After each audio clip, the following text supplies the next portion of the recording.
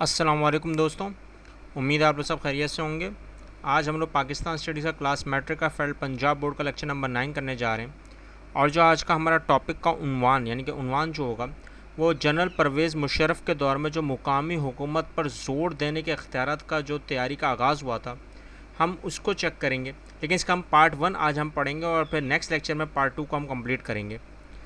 आज के हिसाब से हमारा जो ये टॉपिक होगा, इसको कंप्लीट करने से पहले हमें ये चेक करना पड़ेगा कि हमने प्रीवियस लेक्चर में क्या पढ़ा। हमने प्रीवियस लेक्चर में जो डिस्कशन की थी वो न्यूक्लियर प्रोग्राम ऑफ पाकिस्तान था। अगर आपने ये लेक्चर नहीं देखा है या आपने लेक्चर ये नहीं सुना है तो आप इस लेक्चर को देखने के बाद अगर आपको कोई चीज़ समझ में ना आए तो हमारे साथ शेयर कर सकते हैं।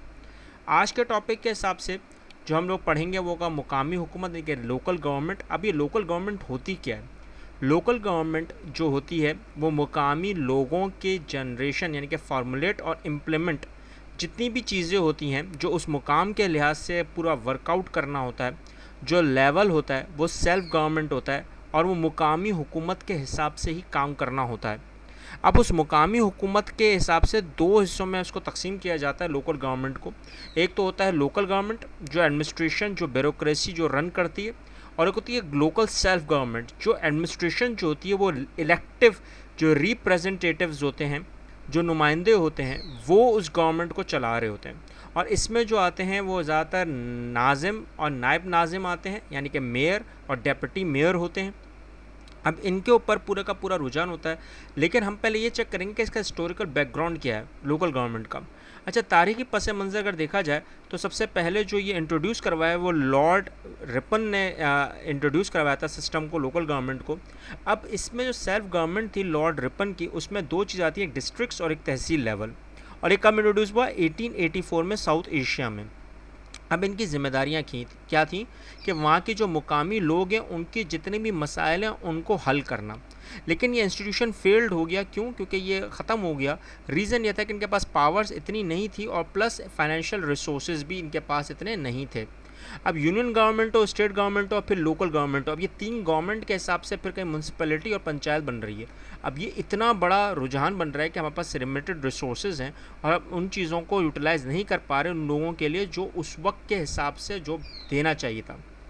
अब ये था किसका? लॉर्ड रिपन का सिस्टम था। लेकिन अगर आप नोट करें तो फिर एक और सिस्टम आया हुआ है प्रेसिडेंट अयूब खान के दौर में जिसको बोलते हैं बेसिक डेमोक्रेटिक सिस्टम। अब बेसिक डेमोक्रेसी जो इंट्रोड्यूस हुआ कब हुआ? 27 अक्टूबर 1959 में, यानी कि 27 अक्टूबर 1959 में ये इंट्रोड्यूस हुआ और इसको नाम दिया गया बेसिक डेमोक्रेसीज़ का। अब बेसिक डेमोक्रेसी में जो इनके पास जो ट्रांसफ़र ऑफ पावर था वो लोअर लेवल से शुरू होता था और रिप्रेजेंटेटिव्स को शुरू यानी कि चलाते थे। अब इसमें डिस्ट्रिक्ट्स भी हैं, तहसील भी है, तहसील के अंदर यूनियन काउंसिल्स हैं, यूनियन काउंसिल विलेज में आ रही हैं और शहर में आ रही हैं। लेकिन अगर आपने नोट करा हो कि अयूब खान के दौर में डिविजनल काउंसिल, डिस्ट्रिक्ट काउंसिल और तहसील काउंसिल्स में डिवाइड थी। डिविजनल काउंसिल 18 थी, डिस्ट्रिक्ट काउंसिल 51 या 81 या फिर 1617 जो थी वो तहसील काउंसिल थी। अब इन्हीं के अंडर में ये सारी जो उस वक्त के मुकामी लोगों के लिए जो इकदाम किए जा रहे हैं वो इंट्रोड्यूस करवाया। लेकिन इसमें कोई सब्सटेंशियल चेंजेस नहीं आए। अब नहीं आए तो यहाँ पर लोगों को वैसे इख्तियारात और वैसा जो काम था वो देखने को नहीं मिला। अब यही पूरे का निज़ाम जो मिला वो कब मिला? भुट्टो के रूजीम यानी कि जुल्फ़िकार अली भुट्टो के दौर में जब आया तो लोकल गवर्नमेंट को डिस्ट्रिक्ट काउंसिल और म्यूनसिपल कॉर्पोरेशन में तकसीम किया गया। इसी का हल्का काउंसिल और दहली काउंसिल और फिर टाउन कम्युनिटी और म्यूनसिपल कम्युनिटी में इसको तकसीम किया गया। लेकिन ये भी इतना देर नहीं चल सका। रीज़न ये था कि इसमें इख्तियारात का बहुत बड़ा रुझान आया हुआ था। अब इख्तियारात देने के हिसाब से अगर देखा जाए तो हम लोगों को पहले ये देखना चाहिए था कि लोकल गवर्नमेंट के हिसाब से लोगों के हिसाब से वो सारे काम किए जाएंगे या नहीं किए जाएंगे। अब ये तो था अय्यूब खान के दौर का। अब अय्यूब खान के दौर के बाद जो सबसे अहम आया वो आया ज़ियाउल हक़ का दौर।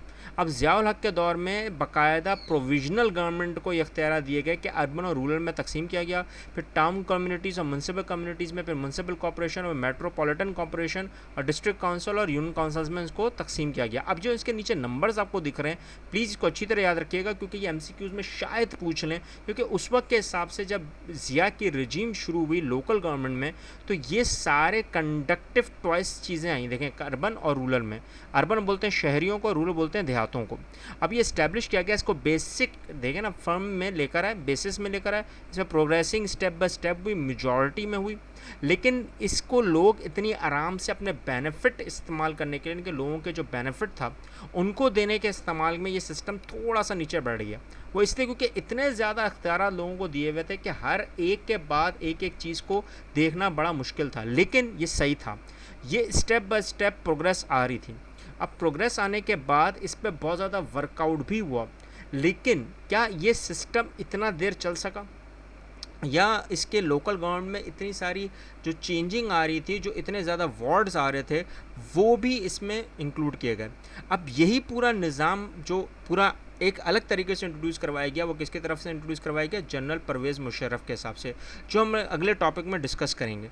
लेकिन क्या हमारी लोकल गवर्नमेंट आज के हिसाब से, अगर अभी करंटली हिसाब से देखा जाए तो पूरा काम कर रही है, क्योंकि अभी इस पर बहस चल चुकी है, और आज के करंट अफेयर्स के हिसाब से हमारी लोकल गवर्नमेंट को अब एक कॉर्पोरेशन और एक हिस्सों में और एक बोलते हैं ना तकसीम के स्ट्रक्चर में एक ढाला जा रहा है। प्रोविजनल गवर्नमेंट भी इन्वॉल्व है, फेडरल गवर्नमेंट भी इन्वॉल्व है, और प्लस लोकल गवर्नमेंट को तो वैसे इख्तियारात से निकाल कर प्रोविजनल और फेडरल गवर्नमेंट को मिलाकर ये काम किया जा रहा है।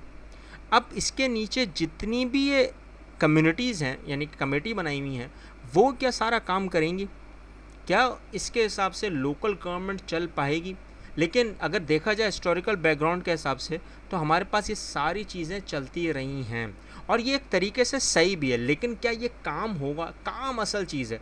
अगर काम नहीं हो रहा तो फिर ये फ़जूल हो जाएगा, और अगर फ़जूल हो जाएगा तो फिर वो सारा का सारा निज़ाम किसके पास चलेगा? एडमिनिस्ट्रेटर के पास। अब ये वो क्या चीज़ें होंगी जी हम लोग आगे चल के डिस्कस करेंगे। अगर आपको आज के लेक्चर में कोई चीज़ समझ नहीं आई तो हमारे साथ शेयर करें, कमेंट करें, और अगर कोई चीज़ समझ में आ गई तब भी शेयर करें, कमेंट करें।